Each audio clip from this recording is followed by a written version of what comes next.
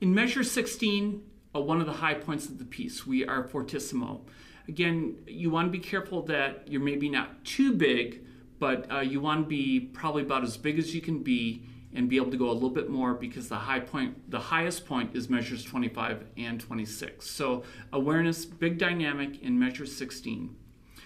Now, be careful in measure 17, you have a pianissimo, and unfortunately, I don't think there's much you can do. In measure 16, you're going to be playing that 6/8 passage. There's really no chance to do any muffling. And then in measure 17, you've got to be able to play pianissimo and have this figure emerge really from this cloud of sound. So I think this is a rare instance that in measure 17, the pianissimo could actually be a little bit louder than you might normally play it, so we have a chance of being able to hear those notes while the previous notes, the E flat and B flat, have been ringing. So I think it's okay to play that pianissimo slightly louder than you might, so we just can actually hear that rhythm emerge from that cloud of sound that will be ringing because of the previous passage that you had played in measure 16.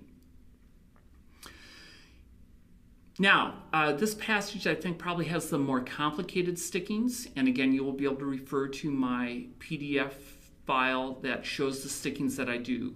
I do a lot of what is called cross-sticking, and cross-sticking can be somewhat controversial. Some people like to do it, some people believe that you shouldn't do it.